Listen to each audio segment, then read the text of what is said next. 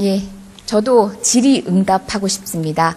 대정부 질의는 드러내는 것입니다. 저희는 지금 형사상 검사가 피고인에게 뭔가를 묻고 도망가고 하는 과정이 아니기 때문에 본인에게 서로 책임이 주어지고 형사상 처벌이 될 우려가 있다고 할지라도 답변을 하시는 게 온당하다는 생각입니다. 그런 자세로 임명해 주실 걸로 생각하겠습니다.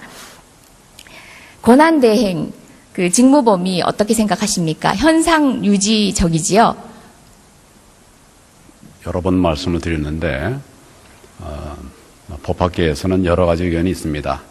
현상 권한대행은 대통령의 현상 정책을 현상 유지해야 된다라고 하는 의견도 있고, 현상 유지하되 예외적으로 포괄적인 허용이 되어야 되는 부분도 있다, 이런 의견도 있고, 또 포괄적으로 전면적으로 헌법에 아무런 제한이 없으니까 다 행사할 수 있다, 이런 의견들이 있습니다. 그렇지만 저는 그런 어떤 의견이 중요한 것이 아니라 지금 우리 국민들에게 필요한 부분, 국정 안정을 위해서 무엇이 필요한가, 이런 관점에서 판단을 해야 될 것이고, 그렇게 하다 보면 이제 국회와 또 이렇게 의견이 다를 수 있는 부분이 있다면 그런 부분은 또 협의해 가면서 그렇게 할 수 있겠다, 이런 기준을 갖고 있습니다.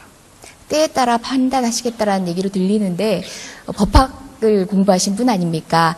법조인이시고 저도 법조인이니까 어떻게 보면은 다소 국민들께는 어려운 말일지라도 얘기를 해보겠습니다. 현상 유지와 관련해서는 권리시와 사고시를 달리 봅니다. 우리가 법학 서적을 보다 보면요, 이견이 있다라고 해서 다 똑같이 보지 않지 않습니까? 다수설, 소수설, 유력설, 통설 이렇게 나누어 보지요. 그건 알고 계시지요? 네, 그렇습니다.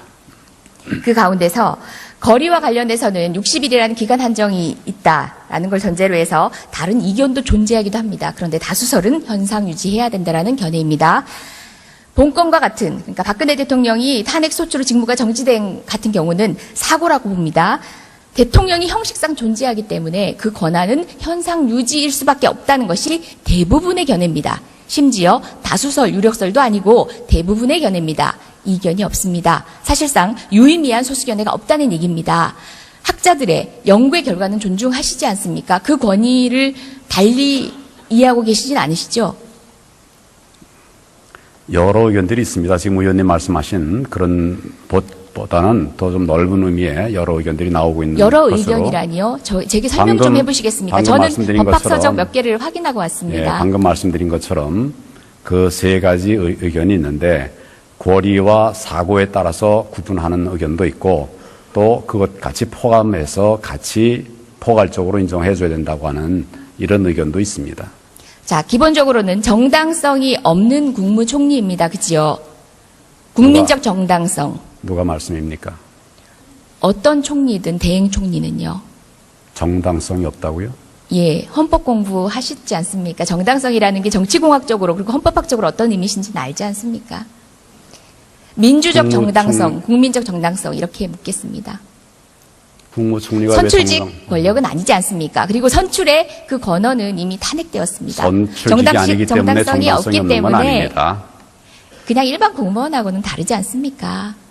저는 말장난하러 이곳에 있지 않습니다. 그것들은 지금 총리님께서 달리 말씀하셔도 모두가 인정하는 부분입니다. 그렇기 때문에 현상 유지적이어야 하는데, 사드, 한일 위안부, 그리고 역사 교과서는 현상 유지가 아니라 총리님의 정책을 시행하는 것입니다. 어떻게 생각하십니까? 현상 유지적인 관점에서 보더라도 지금까지 진행해 오던 부분입니다. 진행해 오던 부분이 계속 진행되는 것은 그 범주 안에 있는 것입니다. 촛불 여론이 대통령 탄핵과 더불어서 사드, 한일 위안부 합의, 역사 교과서를 반대했습니다. 촛불 여론이 대통령 탄핵의 결과를 가져왔습니다. 그렇다면 이 부분에 대해서도 반대한 여론이 이 정도입니다. 그러면은 현상 유지라고 하면은 그냥 여기서 중단하라는 얘기입니다. 어떻습니까? 의원님 말씀 잘 알겠습니다. 중단하실 겁니까?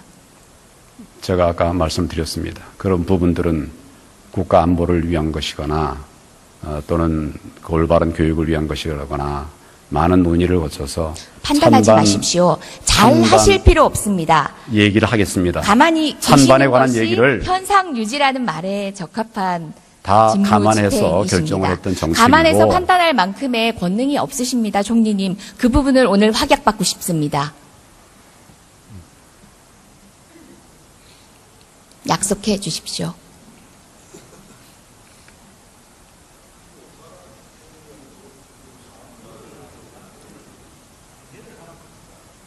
뭐 얘기를 할까요?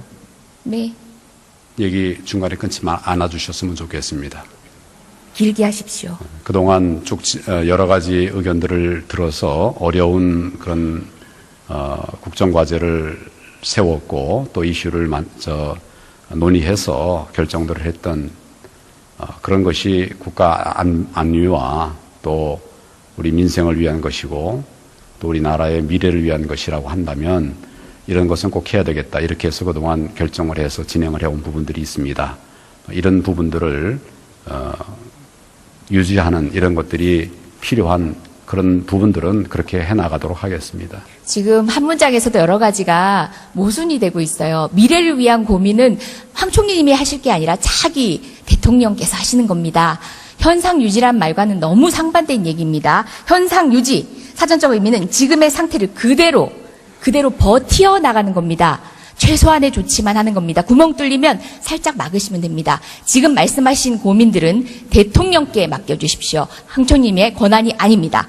자, 지난번 현안 질의에서 황 총리님이 최순실을 찌라시 보고 알았다고 답변했습니다. 저 놀랐습니다. 두 번 놀랐습니다. 먼저 일국의 총리가 비선 실세이자 보안 손님을 찌라시 보고 알았다는 거, 이건 정말 무능한 겁니다. 근데 두 번째로는 거짓말이라서 놀랐습니다. 이건 정말 유능한 거짓말장이가 되는 건데요. 둘 중에 어느 걸 선택하실지 모르겠지만 드러난 증거는 유능한 거짓말장이를 가리키고 있습니다. 어떻게 생각하십니까? 최순실 찌라시 보고 알았습니까? 의원님의 무능이라는 말씀도 거짓말이라는 말씀도 다 동의할 수 없습니다. 최순실이 국정을 농단할 때 어느 지위에라도 계시면 100번 양보해서도 책임을 지는 게 고위 관료의 온당한 자세입니다. 그것이 억울하다고 생각하시면은 직을 내놓으시고 항변하시면 됩니다. 관련되고 연루되고 그간 정들었던 대통령님을 비호하고 싶으면 직을 내놓으시고 하시면 됩니다. 그 자리에서 하실 말씀이 아닙니다. 저는요, 국정농단 사태에 책임이 없는 야당 의원이지만 저는 국민께 너무 죄송합니다. 저는 꾸벅 죄송하다고 말씀드리고 싶습니다. 근데 왜 총리님은 말씀을 못 하십니까? 저 정말 죄송합니다. 그런데 대통령은 탄핵 전 소추가 제 돼 있고 무능이 부끄럽습니다. 탄핵 왜 이 소추가- 사태가 될 때까지 못 막았는지 제 무능이 부끄럽습니다. 총리님은 어떠십니까?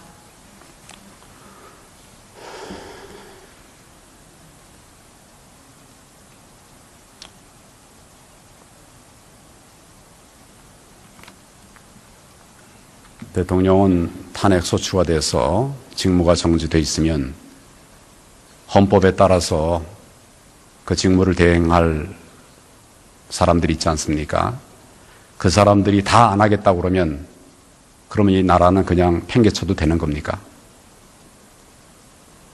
정말 무거운 마음을 가지고 이 일을 하고 있습니다. 같이 좀 도와주시고 국민들에게 힘을 주시고 정말 도와드리고 싶어서 얘기를 좀 드린 끝내게 좀 말씀입니다. 해주세요. 얘기를 좀 끝내게 좀 해주세요. 네, 말씀하십시오.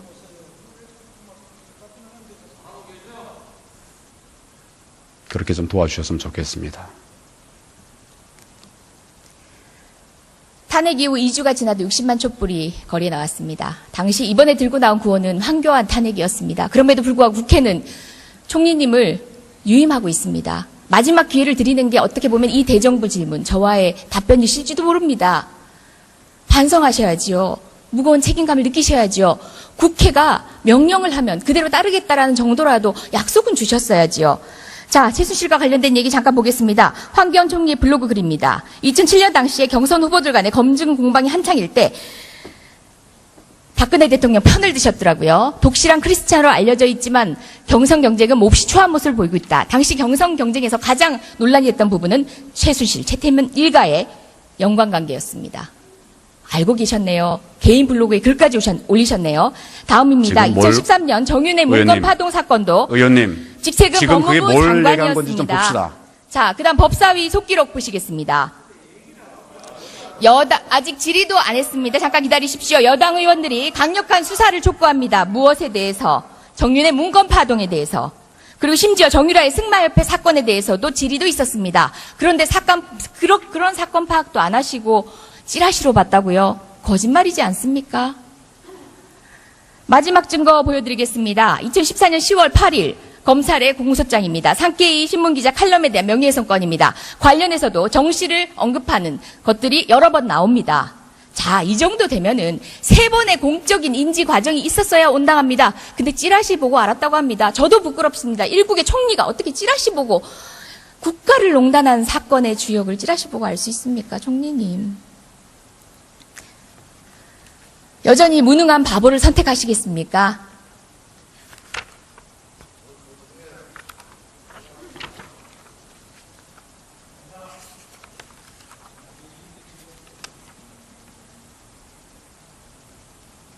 세 가지 증거에 대한 의견을 묻습니다.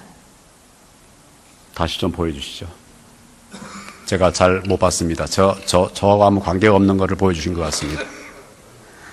네, 다시 한번 보여주시죠. 아니요, 잠시만요. 제가 언급하면 보여주시고요. 자, 총리님의 블로그 글입니다. 본인이 쓰셨습니다. 모르겠다 하시면은 제가 공적으로 다시 한번 언론을 통해서 보여주세요. 환기하겠습니다. 네, 보여주세요. 지금 법정 아닙니다. 저는 반드시 블로그를 제시할 안 쓰고 필요 있습니다. 없습니다. 그다음 저는 블로그를 안 쓰고 공소장 있습니다. 모르신다면은 법무부 장관일 소홀히 하신 겁니다. 예.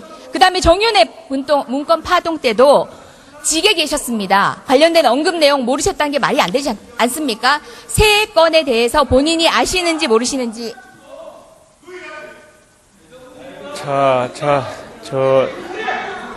조용히 하시고요.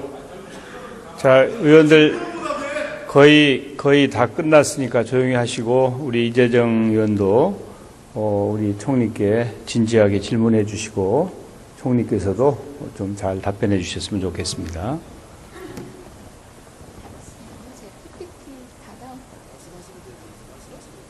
PPT를 제일 마지막 의전 장면으로 좀 바꿔주시겠어요? 의전 장면.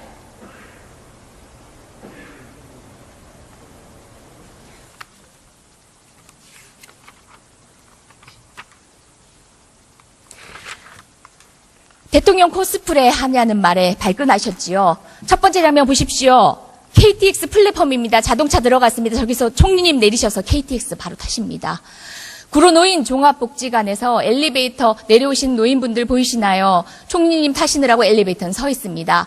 충북 오송역 버스 승강장 마찬가지입니다. 지금도 혹시 그 권위를 누리고 싶으신가요? 차라리 반성해 주십시오. 그렇게 모르쇠로 일관하고 계셨던 분들 구치소에 계시고 그 부끄러움을 지금은 느끼고 계십니다. 총리를 비롯한 여기에 강요 여러분들은 그런 뒷모습을 보이지 않길 간절히 바랍니다. 들어가십시오.